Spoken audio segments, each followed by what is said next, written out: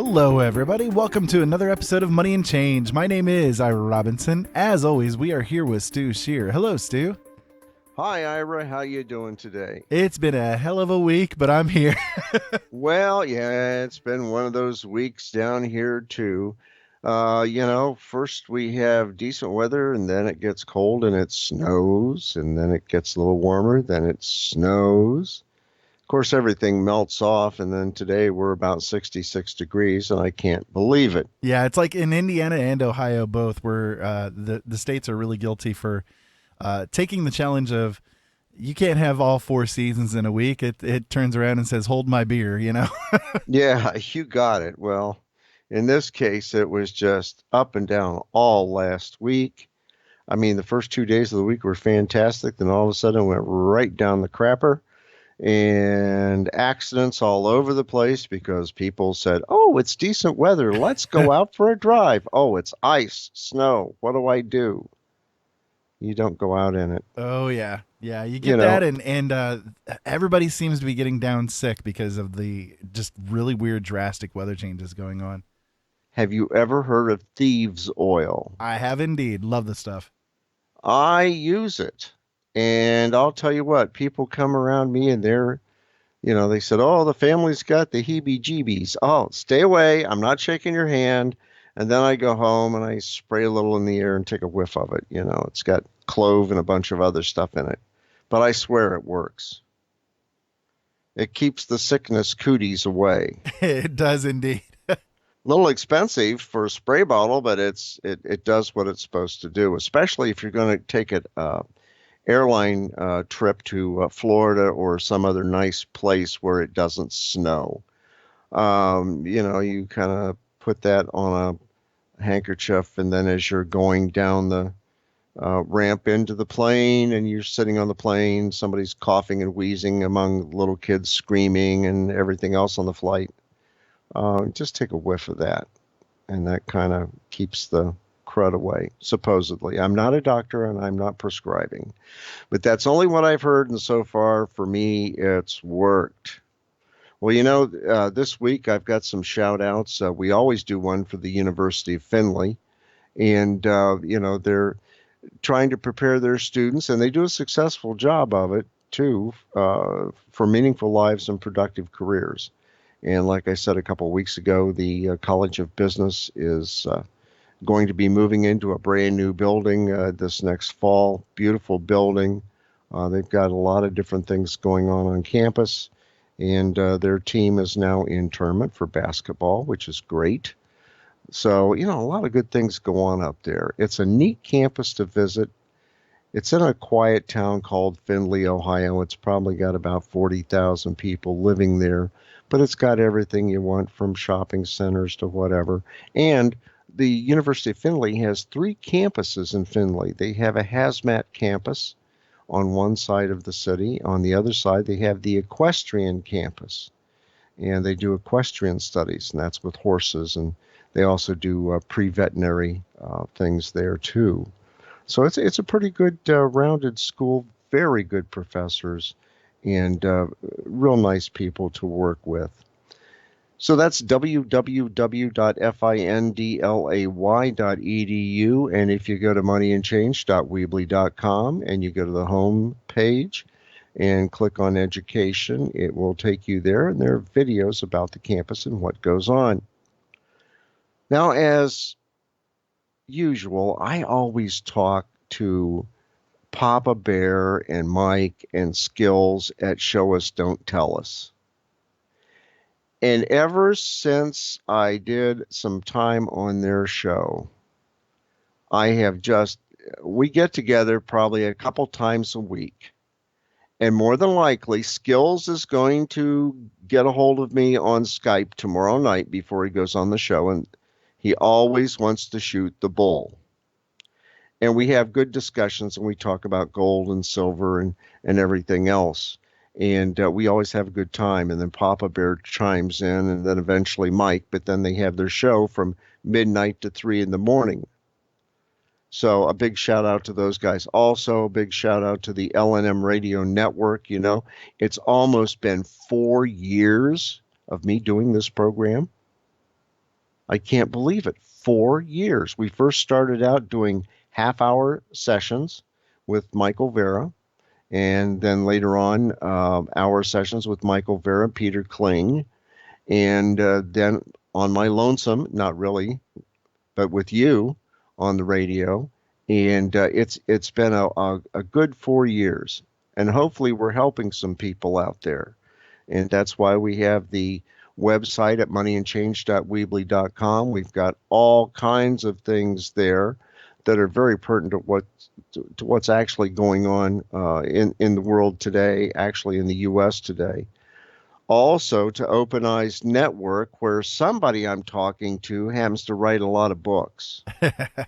Indeed, and I'll be writing some more as time goes on. I've got two of them that are currently in the works, and one of them that's getting ready for publication. Hopefully will be out pretty soon. But you can find all of my books over at originalworlds.com. I would love for everybody to go over there and check them out. I do both fiction and nonfiction, so yeah, I love it. They're not the Dick and Jane books, are they? No, although I have done a couple of children's books over the years too. So, well, also, hey, now I'll tell you something. For children's books, there is a collection called the Massa Gallery at the University of Findlay, and they have children's books there.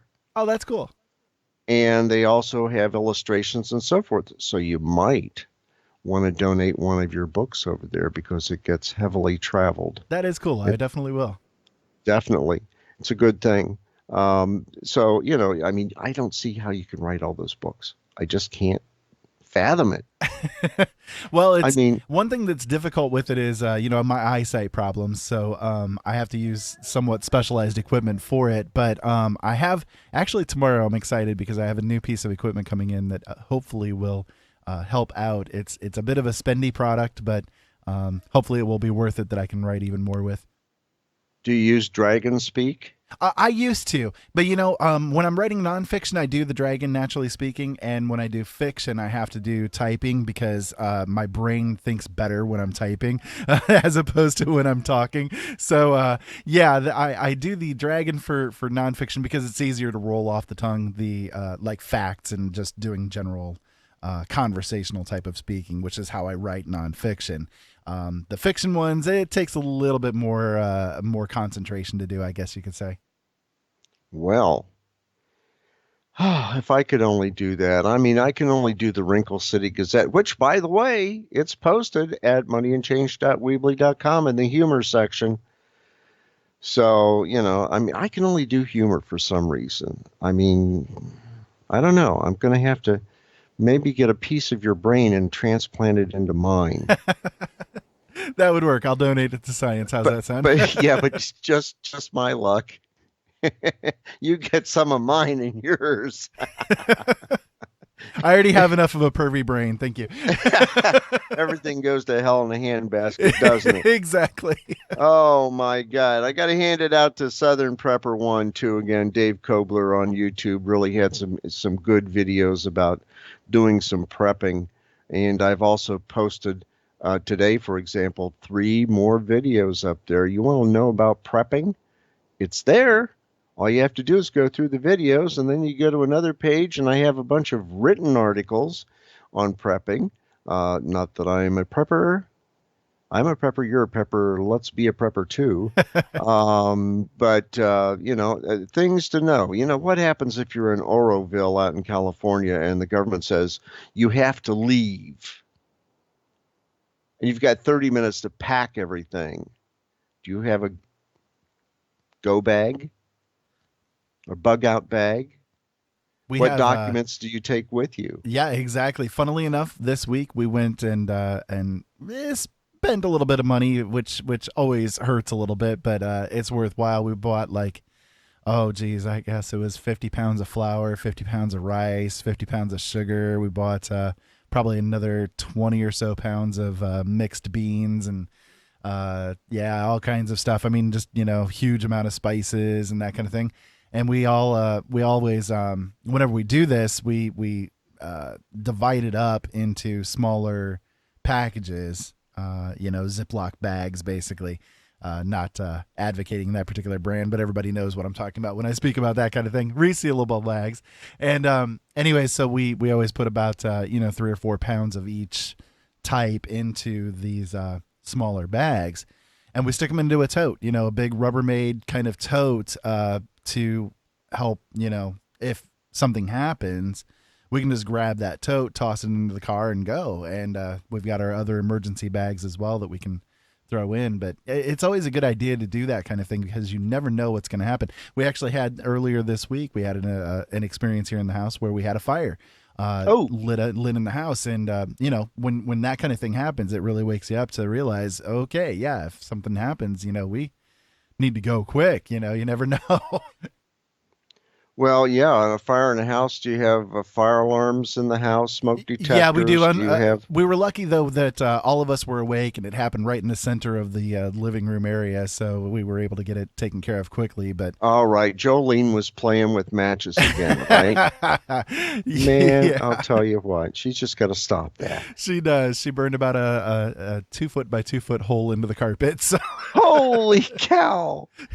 Oh. And that was the character of Mickey Mouse, wasn't it? Oh, I'll tell you what. Hey, we got to get on with the show. Daggone it. We've done about 12 minutes.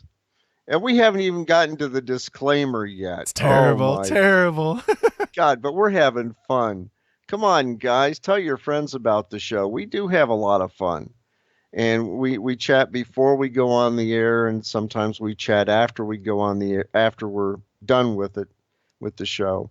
And we have some fun. And I keep telling Ira that one of these days I'm going to have to drive up to Fort Wayne, and we're going to have to find a good burger place, and we're going to have to go out and grab some grub and just shoot the breeze. And Absolutely. As the weather gets better, who knows? I just might do that. Yep, absolutely. Well, hey, yeah, we've got the disclaimer to do, and before we start the show, I always read a disclaimer. And the information contained in this presented material is from the posting of news agencies on the internet and are not necessarily the views or opinions of the owners of this program.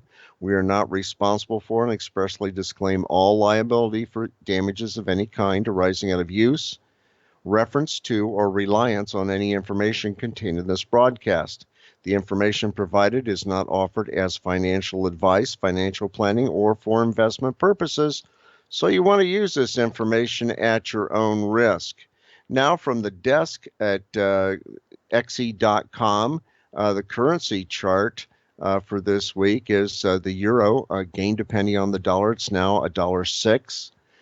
The Great British Pound stayed the same at $1.22. The Australian dollar and the Canadian dollar both stayed the same from last week. The Australian dollar is at 75 cents to the US dollar. Canadian dollar is at 74 cents. The Swiss franc, well, it gained a penny. It's almost at parity with the US dollar. It's at 99 cents. The Japanese yen, well, it just keeps slugging along at 0.87 of a cent. And, you go over there and you get a 5,000 yen note, and it's roughly worth about $50. Not worth a lot. Anyhow, the Chinese yuan still stayed the same at 14.5 cents. The Kuwaiti dinar gained a penny against the dollar. It's now $3.27. The Vietnamese dong, well, the wheelbarrow got a little bit heavier. Last week it was 22,775.03 dong to the dollar, and now it's 22,839 dong to the dollar. Bitcoin, wow. Bitcoin is above gold right now. It's at $1,265.64 for one Bitcoin. And it's like we've always talked on the show, Bitcoin is so speculative, you don't know whether to invest in it or not, or spend the time, the effort, and the electricity to have a computer come up with a Bitcoin. Gold is at $1,234.65 an ounce. when we checked it at 4 o'clock today. Silver, hey, silver went up. Last week it was $17.75 an ounce. It's up to $17.97 an ounce. So we may be going back up to $18 an ounce. Platinum, it gained a little bit. It's at $998.99 for an ounce. And palladium is at $773.90 an ounce. It basically went up 27 cents from last week. And, talking about Bitcoin, and we talked about China last week, China's got a problem. They've got several bubbles over there, and one of them is a real estate bubble, and they've got loan bubbles, and you name it, they've got it with their currencies and their banking system. So what they're trying to do is, a lot of people over there are, buying gold as a hedge. They're also buying Bitcoin. And so what the country wants to do is to keep Bitcoin out of the country and use a local currency. So according to Mike Shedlock at Mishtalk, that's MISHTALK.com, he said, as Bitcoin surges to a record high, China prepares its own digital currency, and it's called the OK coin. And, he talks about capital flight, and he said Bitcoin is a primary means of capital flight out of China. And, how long is it going to last? And people understand that there are problems over there, and they want to hedge against it. So to do that, it's either going to be gold, silver, or Bitcoin, or some other thing that they can do to invest their money someplace safer, because they have this feeling that things are going to collapse. And it could very well happen. The Chinese government, some people are trying to buy land in Vancouver, Canada, and or British Columbia, I'll put it that way. They're also trying to buy land in Washington and Oregon and so forth in the United States. And they have to dump their money somewhere. So they're trying to hedge on that. They're also talking about blockchain in the article, and says blockchain technology behind digital currencies like Bitcoin exists, and blockchain is perfectly suited for recording mortgages, deeds, autos, and so forth. And title insurance companies will cease to exist, at least as standalone title companies. If blockchain can scale to the point where governments can ban cash and record every transaction, according to the article, expect instant tax collection and loss of privacy. And the digital downside to a digital currency, if they go to a blockchain versus Bitcoin and so forth, the government will know where every penny is spent at every second. The government will know every monetary transaction real time. You'll no longer be able to give the babysitter, gardener, bartender, a friend, or anyone else an extra penny without the government knowing. Sales tax collection and VAT, that's value-added tax collection, will be instantaneous. And governments can impose negative interest rates and other confiscation schemes at will. So if cash is banned, the blockchain will record every penny you spend and who you gave it to. Big Brother at its worst. And you've got some countries like India wants to go to a digital currency because of black market situations. Yeah, they have Other a big countries problem with want that. What? Oh, I said, yeah, they have a big problem with that over there. Well, they've got problems with that. They've got other countries have problems in reducing big dollars, like $100 bills here in the States, and so forth. I'm really saying that currency has a place, okay? To just go ahead and say, okay, I'll use my credit card. Let's say you go to Wally World, or as some people call it, China World. and you go in there and you go to pay for things. Oh yeah, I've got my card. It's got the chip on it. I'll go ahead and do that. And then you turn around and you write a check for it a month later, only to find out that you've overcharged. Surprise, now you've got all this interest you have to pay, which is stupid. But it's the ease of using that. You know, if I go to Wally World and I go in there and I'm getting some things, I pay in cash. And they say, well, will that be on your credit card? No, I'm paying with green. And they look at me like, what? And I said, green, you know, cash, money. Oh, yeah, we take that too. And that's how I do it. You know, I don't go out and spend a lot of money like a drunken sailor. And actually, a drunken sailor knows when to stop when they're out of money. Yeah. You know, and some people just go in and charge. If I need to get something over the internet from Amazon or some other company, that's fine. I'll use a credit card and I'll pay it off when it comes due. If I have to get a big item like a washer and dryer because my washer and dryer just went out and I had to get some new ones, okay. Do I carry $1,300 in bills on me? No. I'll use my credit card and then I'll go ahead and write them a check at the end of the month when it comes due. So you don't have any interest charges. That's where they get you. Those interest rates are killer, yes. Yes, and what I like to do is when I get my Sam's rebate at the end of the year, surprise, I'm getting money back from Sam's Club. I don't know whether that's China World Wholesale or whatever you want to call it. But I bought enough through Sam's Club during the year. I'm getting almost $200 back. The only bad thing is I have to drive to the next Sam's store to do it, which is another 45-minute drive.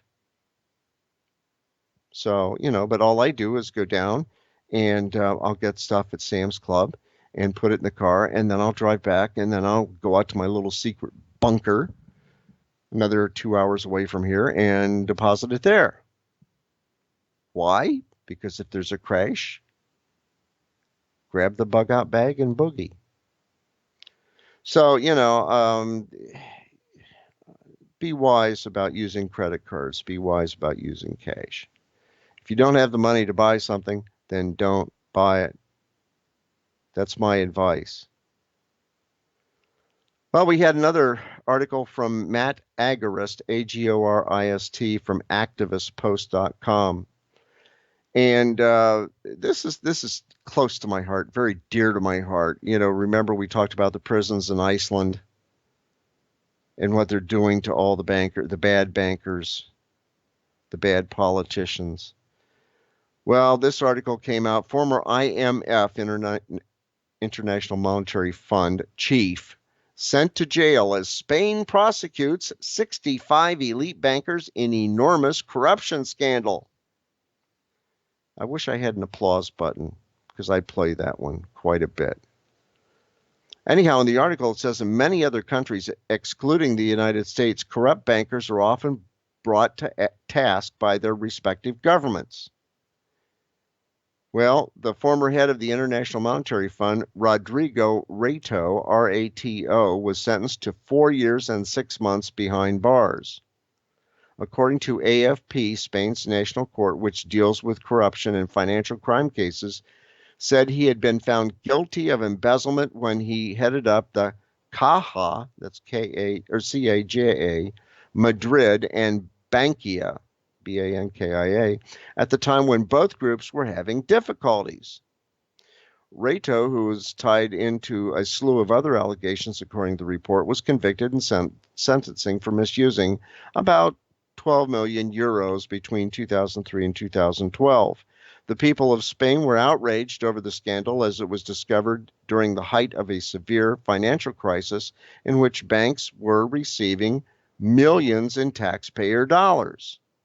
Bankia was eventually nationalized and given $22 billion in public money. And Rato was brought down in a massive effort by Spain to get rid of corruption within the banking system. And the problem had gotten so bad that Spain decided to clean house and 65 people, including Reto, were brought to task. Now, according to the indictment, Reto maintained the corrupt system established by his predecessor, Miguel Blesa, B-L-E-S-A, when he took the reins of Caja Madrid in 2010. He then replicated the system when he took charge of Bankia, a group born in 2011 out of the merger of Caja Madrid with 6 other savings banks, according to the prosecutors. Well, to highlight the utter corruption within the banking cartel that is the IMF, Reto is the 3rd former chief to be ousted for illegal activity. And for those who don't remember, Reto's successor, Dominique Strauss-Kahn, was tried in 2015 on pimping charges in a lurid sex scandal. And naturally, he was acquitted, in spite of the fact that he admitted to engaging in illicit sex with prostitutes at a series of orgies that supposedly took place at Hotel Carlton in the northern French city of Lille, L-I-L-L-E. And the court sided with DSK and agreed that he had no idea the women he repeatedly filled the orgies with were being paid. Yeah, right. Then you got Christine Lagarde, who took over from Strauss-Kahn and is the current IMF chief, and in December was found guilty of negligence for approving massive government payout to business tycoon Bernard Tapie, T-A-P-I-E, during her tenure as French finance minister. Despite being found guilty of corruption, Lagarde was not sentenced to a single day in jail. She has since been meeting with Trump's Goldman Sachs-connected Treasury Secretary, Steven Mnuchin, noting that they've had some very positive discussions. Come on, let's get some kahunas like Iceland. That would definitely be good. I would appreciate it. Put the bankers on an island where they can sit there and fish all day long in the snow. And they look at these majestic mountains across from the island. And thoughts of swimming someplace to get away ain't going to happen. You're only going to see somebody when the boat arrives, and hopefully with more bankers. That's my opinion. Mine too. You know, on Bloomberg, Kyle Stock had a story that he put up about the next financial crisis might be in your driveway. Gee, could it be in your garage too? And he said, is four-wheel debt the next financial crisis? And he says, lured by low interest rates, low gas prices, and a crop of seductive vehicles that are faster, smarter, and more efficient than ever before, American drivers are increasingly riding in style. And don't be fooled by the curb appeal, though those swanky machines are heavily leveraged. The country's auto debt hit a record in the fourth quarter of 2016, according to Federal Reserve Bank of New York, when a rush of year-end car shopping pushed vehicle loans to a dubious peak of $1.6 trillion. The combination of new car smell and new credit woes stretches from Subarus in Maine to Teslas in San Francisco. It's an alarming number, big enough to incite talk of a bubble. Yeah, it's a bubble, all right. We talked about that in the past. Well, in fact, the pile of debt would cover the cost of 43.4 million Ford F-150 pickups, one for every 8 or so people in the country. Another way to look at it is every licensed driver in the U.S. on average owes about $6,100 in car payments. Well, then you have delinquencies on vehicle loans, and they're rising, but they're still lower than the late payments on student loan debt and credit card balances. So preppers getting ready for a global economic collapse shouldn't panic about car payments just yet. But remember, if you do default, according to the report, car makers have been focused on moving SUVs and trucks, which tend to carry a higher profit margin than vanilla sedans and cost a little bit more as well. Lowering credit standards a bit and stretching repayment windows up to 6 or 7 years has helped drive business to record levels with 17.55 million vehicle sales last year. And the problem is that a lot of those drivers have a record of not handling their finances particularly well. Car companies and their captive finance units make about half of all car loans these days, but they underwrite 3/4 of the ones going to subprime vehicle buyers. If you don't have the money for the down payment and so forth, you just go ahead and get it on credit. Guess what? You're subprime. So according to the report, every time a dealer upsells someone into a swanky SUV, they have more in common with the buyer than one might think. Both may be paying for it later. It might be in your garage, it might be in your driveway, and then suddenly you don't make the payments, and guess what? The bank gets it back, or the car dealer gets it back because they financed it through their finance company. One of the biggest things you can do before you go car shopping, find out your credit rating, number one. Number two, you want to start contacting banks to see what their lending rates are. Then you want to go to the car dealer and listen to what their finance rates are. They're in it to get you to finance through them, but you might be able to get a better deal through a credit union or a savings and loan or maybe just a regular bank. So you want to check that out. But for God's sakes, don't get over your head in debt. It does not pay. Well, you know, we talk about the possible crash at different times. Well, we're going to get into that now. And people ask me, they say, hey, what do you think the markets are going to do? And I say, you know, it's not up to me. There are a lot of pundits out there that will tell you that, oh, it's fine. There are no problems. Just keep doing like you're normally going to do. And then you get Bank of America coming out and they're setting a date for the Great Fall. Other people, other pundits are coming in and they're saying, oh, like Jim Sinclair and some of the others are saying, guess what? It's going to happen. It's going to be the first quarter or the second quarter or the third quarter of 2017. It's got to crash. Other people are saying, oh, there's going to be war. Jeez, come on, people. We don't have to go to war. That's number one. Don't have to kill off a bunch of people just to regenerate a war industry to create jobs there. There are infrastructure jobs we could be doing instead. So many infrastructure jobs need to be done. Oh, tell me about it. You know, our local city council put off building a new water plant for 20 to 25 years. It's 90 years old.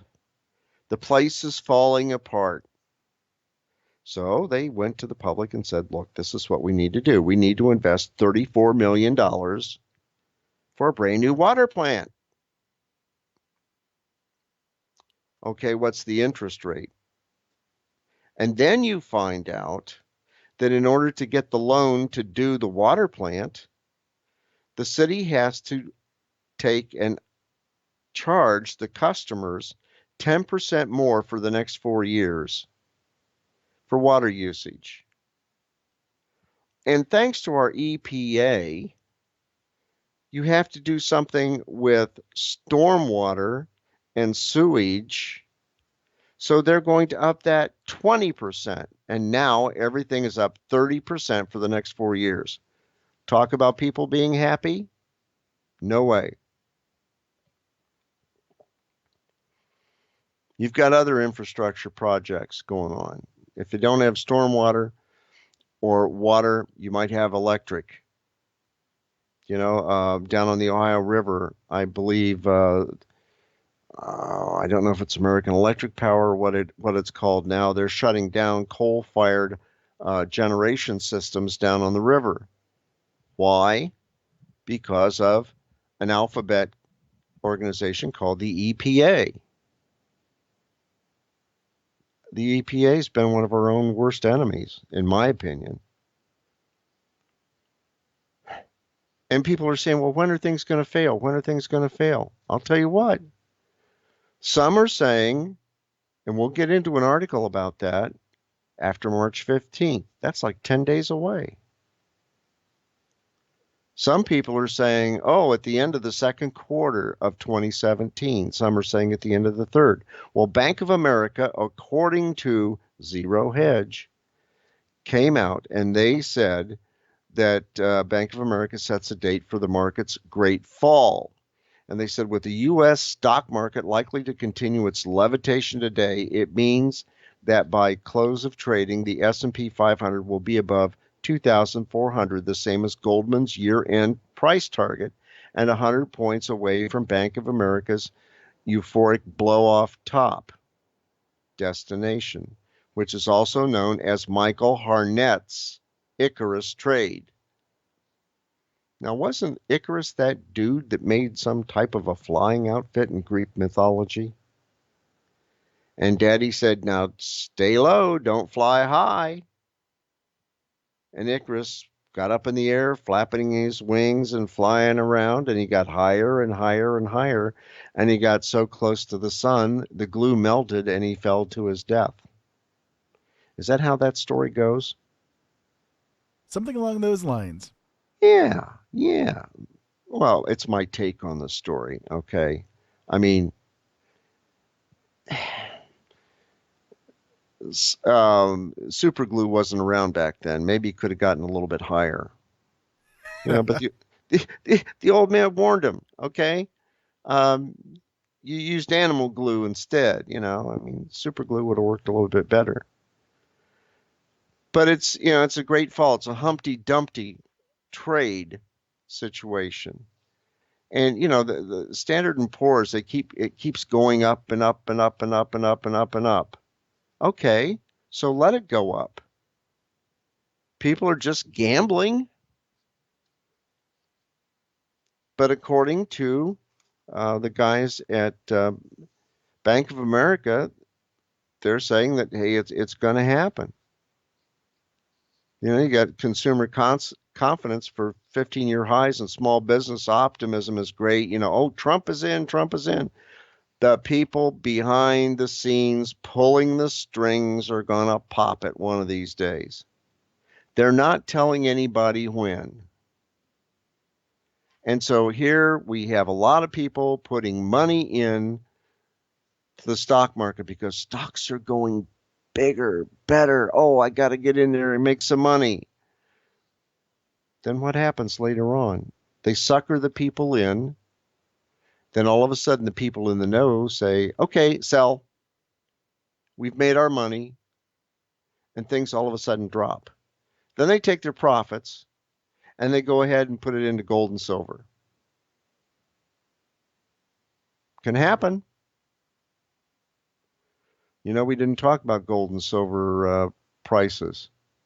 But if you go to apmex.com or silver.com and check their prices out, find a reputable dealer. Just be careful when you buy it.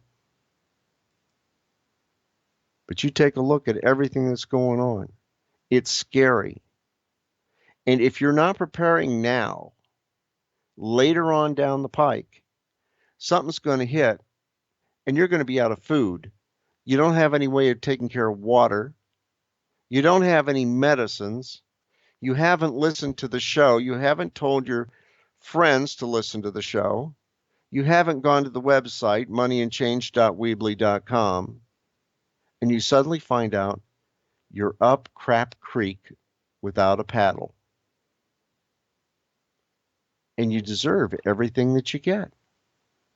We've been talking about for the last 4 years about the economy, about gold and silver. We've been talking about preparedness. We've posted tons of articles. We've posted videos up there that you can sit and watch all day long, and you could learn a heck of a lot from each one of those. It's there, people. I'm here to help people out. I don't get paid a cent for this show. I don't want to get paid anything for the show.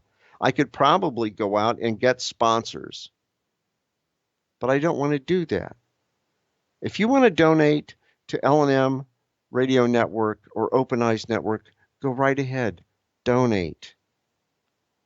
But I'm not going to take money from somebody that says, oh, well, we want you to plug our product and say a little bit like what we want you to say. No, I don't do that. I can't be bribed. I was that way when I worked for the state, and I'm that way now. I'm going to tell you what's out there straight up, and I'm going to tell you, hey, it's time to prepare. And if you haven't, don't come crying to me. Please pay attention to what we're talking about here. Ira knows. Ira's been out there doing things. Oh, yeah. Buying in bulk and getting things prepared. I definitely practice what I preach. Hail, Ira. Yes, the preacher has done his. I've been preaching about it too. And some people say, well, you're doing it all the time. I said, I'm trying to save your keister from a catastrophic event. That's all I'm trying to do, is to help some people out. And if they don't want to take the advice, not my problem. You know, you can lead a horse to water, but you can't make him drink. You could smack him over the head with a 2x4 to get him to drink, but that may not do it. But if you go to moneyandchange.weebly.com, you will find some answers to help you out. Now let's get on to another biggie. Bloodbath begins March 15th. That's 10 days away. Came from Superstation 95 and then backed up by somebody else on YouTube on their channel. I believe it was the X22 report.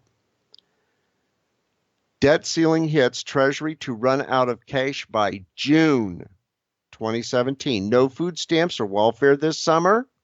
That's the question. And said former White House Budget Director David Stockman has dropped a rhetorical time bomb in his latest interview, saying a deal made in October 2015 between then Speaker of the House John Boehner and then President Barack Obama will slam the country to a halt. I think what people are missing is the date, March 15th, 2017. That's the day that the debt ceiling holiday that Obama and Boehner put together right before the last election in October of 2015. That holiday expires. The debt ceiling will freeze in at 20 trillion. It will then be law. It will be a hard stop, and the Treasury will have roughly $200 billion in cash. We're burning cash at a $75 billion a month rate. And by this summer, we're going to be out of cash. Everything will grind to a halt. And he says, I think we'll have a government shutdown. There will not be Obamacare repeal and replace. There will be no tax cut. There will be no infrastructure stimulus. There will just be one giant fiscal bloodbath over a ceiling, a debt ceiling that has to be increased, and no one wants to vote for it. Stockman also predicts very positive price moves for gold and silver as a result of the coming budget calamity. We're 10 days away from it, people. With about $200 billion in cash on hand and with the Treasury burning through $75 billion a month, this means the government will run out of cash sometime in June. So then what happens with welfare? What happens with Social Security? What happens with other programs? Sorry, we don't have any money. Gee, you don't have any money. What happens to the people that are in those programs that are administering the programs?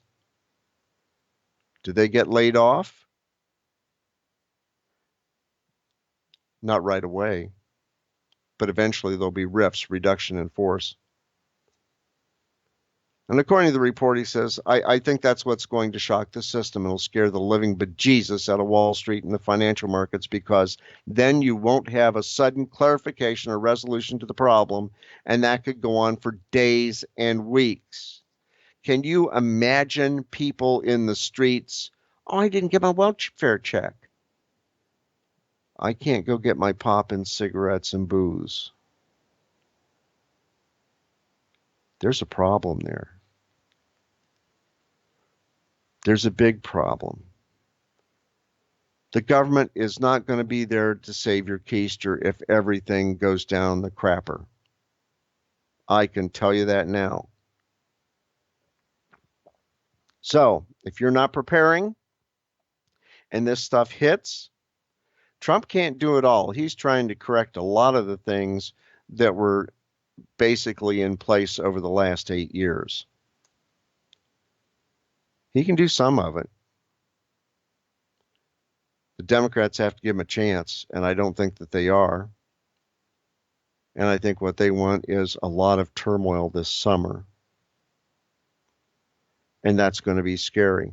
And if you want to see people coming down the street, knocking on doors, wanting your food, wanting your money, people breaking in and doing stuff like that, hey, it could happen.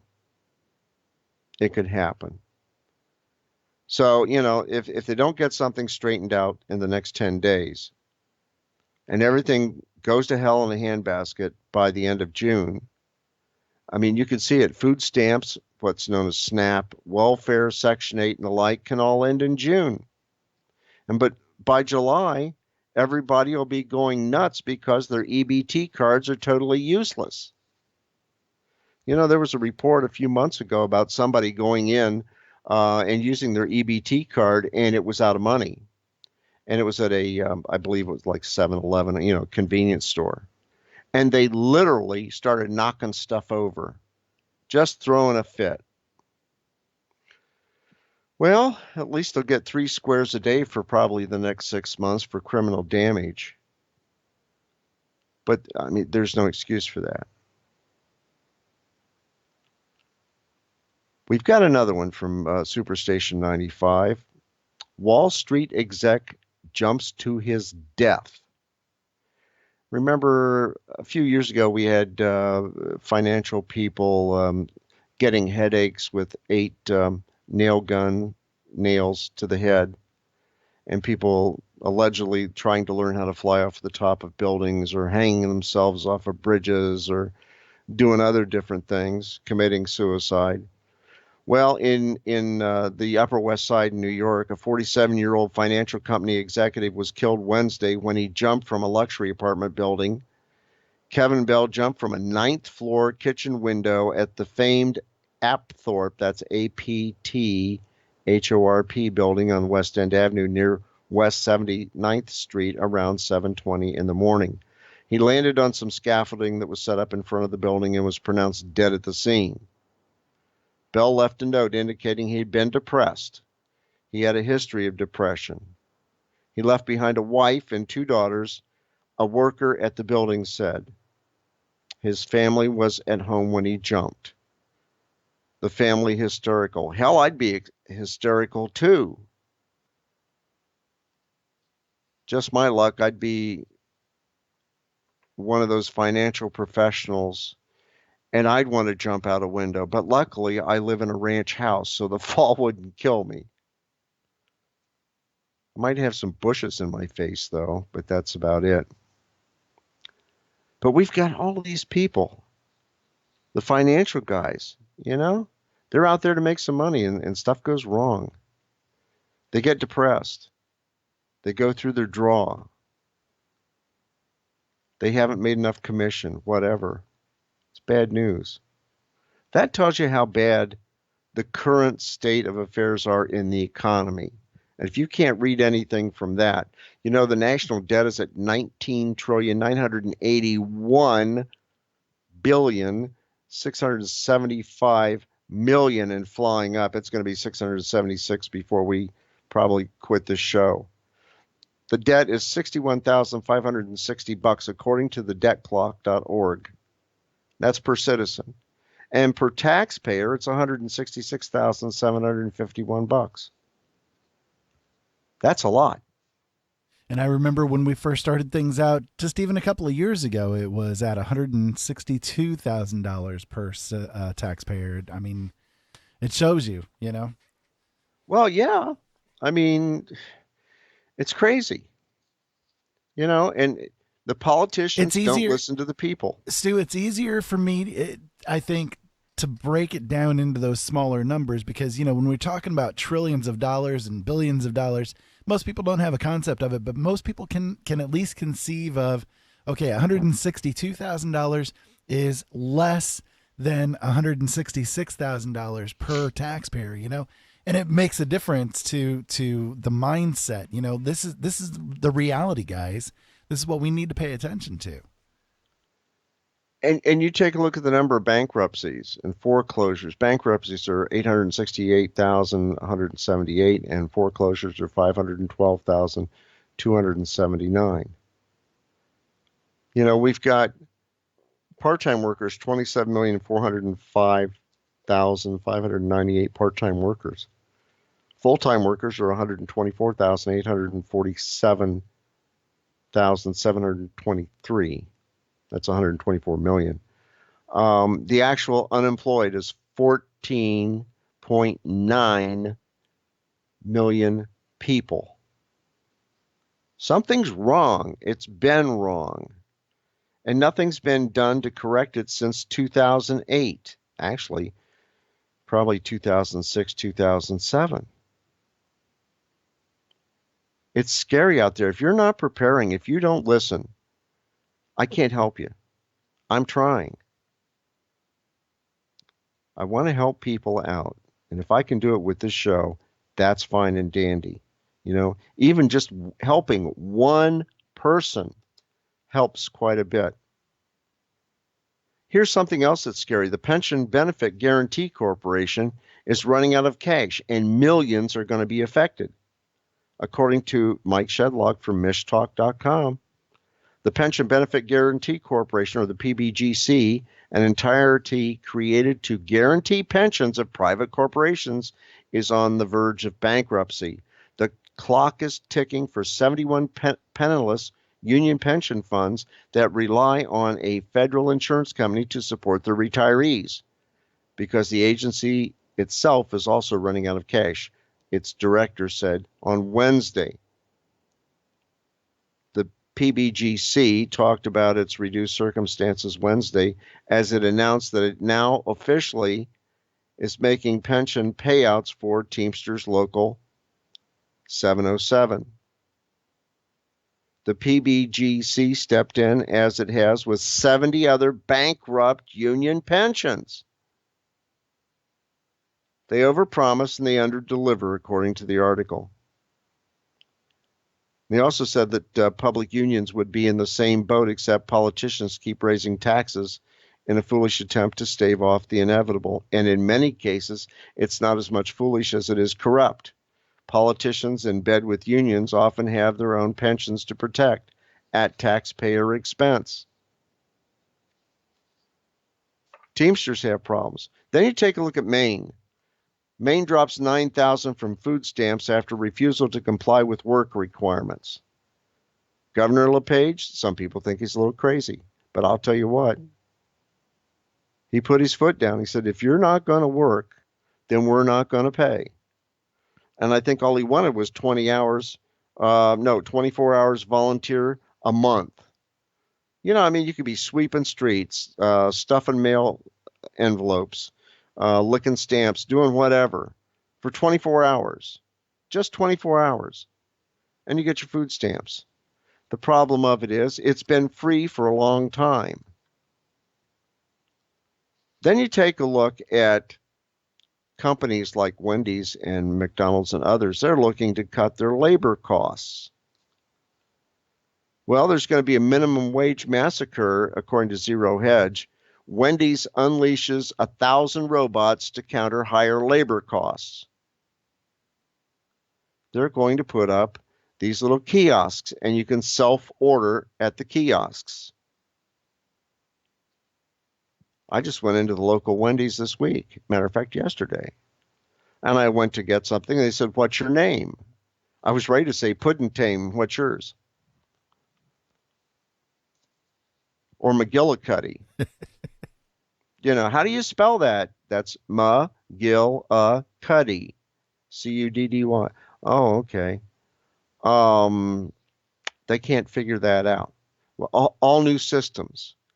And eventually it's going to go to that so they can tie into the kiosks, the self-order kiosks. And that came out of the dispatch.com, which is the Columbus paper, the Columbus Dispatch. And the Dublin-based burger giant started offering kiosks last year, and demand for the technology has been high from both customers and franchise owners. I don't know about that. I go into different stores, and they have the self-serve things, where you just go ahead and slide your stuff across, and it records how much you owe and so forth. Bad news.